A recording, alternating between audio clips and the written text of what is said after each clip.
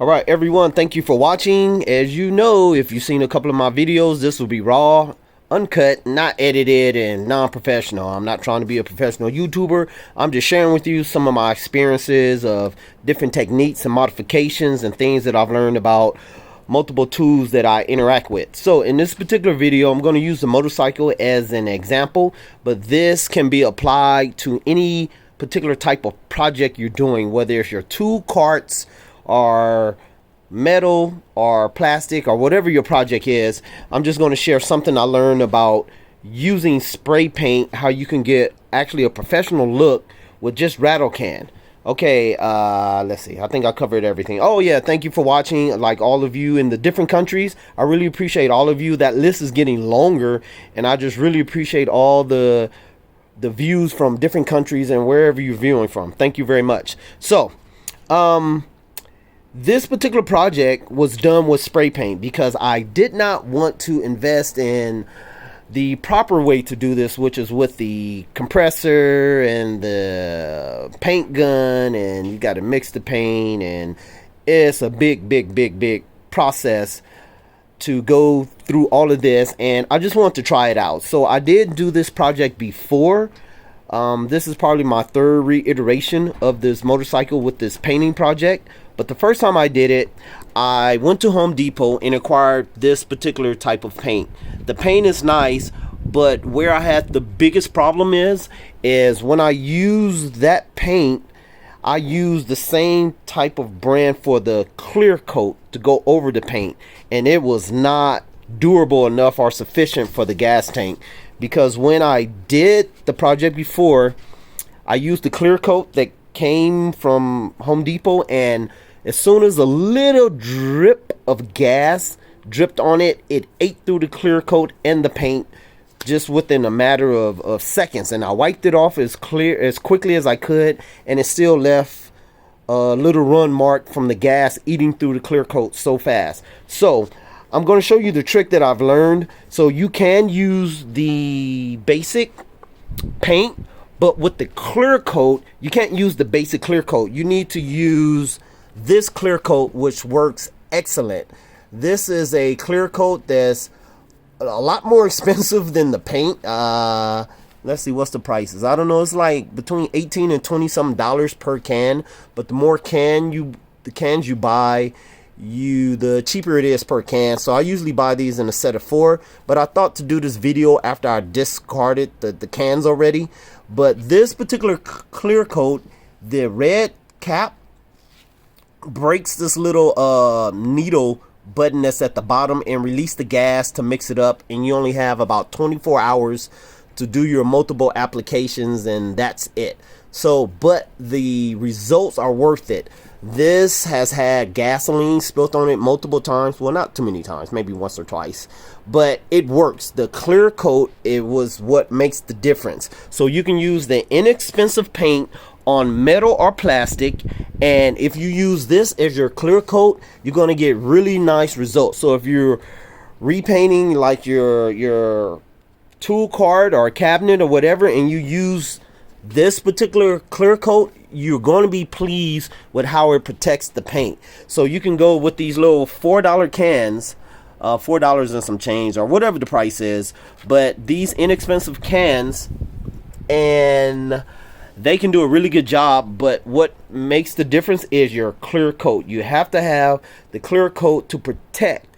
Another thing I learned is go light with your layers. They dry quicker, and there's less chance of you making a mistake with the light layers, because when you go too heavy with your paint, guarantee you're going to have a mistake, a run or something, or it's going to do what they call orange peel, which is where the clear or the paint makes this little crackle type of pattern, and then you're going to have to wet sand. The next thing I've learned to do with the paint is to wet sand in between your layers. So you take your sandpaper.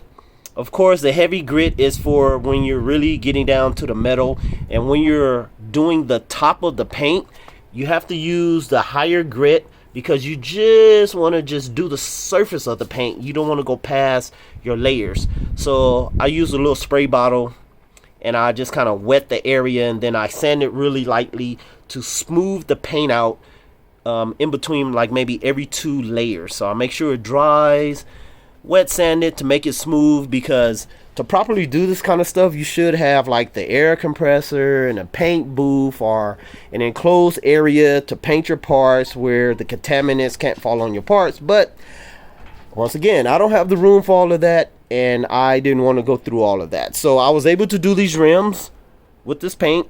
I purchased those decals off of eBay, and these rims originally started off as black, and I actually used some airplane paint remover to remove the black, get it to chrome.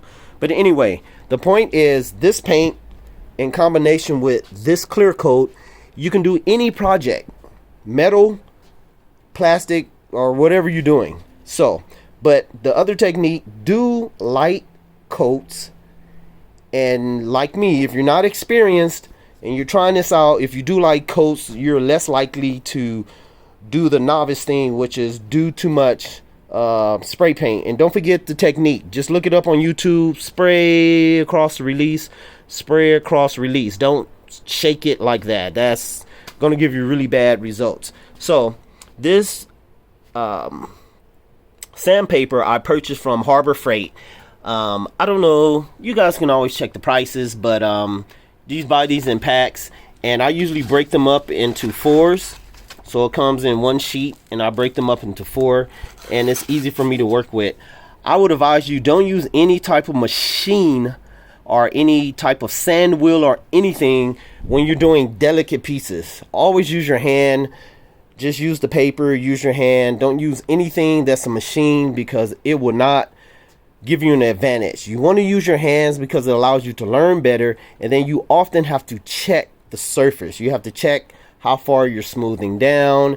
And don't forget, when you first do this, I've done this a couple of times, so I have layers on this, but when you're doing your primer, same thing. Do it light so it can hold better. So make sure you prep your area, do your primer, do your layers of paint, and then as you feel satisfied with that, then you do the top coat. And I would suggest definitely use this. This has been awesome. It's worth the money, and it gives you a very professional type and durable type of top coat that's going to be better than any top coat. I think I've tried 3 different types of clear coat, and this is the only one that has worked really good.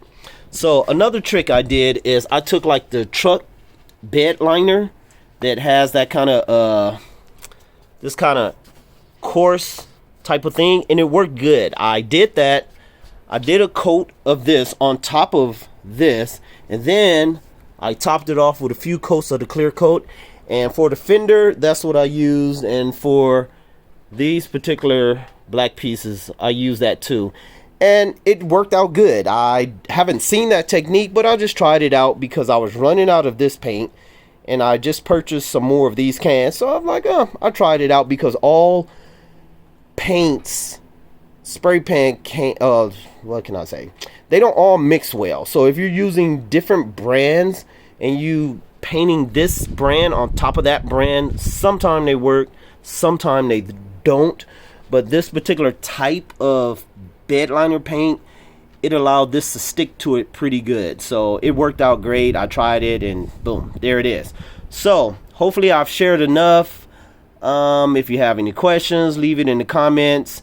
And for everyone, my tool people and my writers, you guys absolutely can do this, because I did this as a novice. I just watched YouTube videos on spray paint technique, and that's how later, after all my mistakes, I ran into this particular brand for the clear coat. And if you want to do a project without the air hose and the air gun and the compressor, I definitely advise you to go this route. And this bike deals with the California heat and the desert heat, and I have had no problems with any of the paint fading, chipping, or anything like that. And it wipes off very well, but take your time.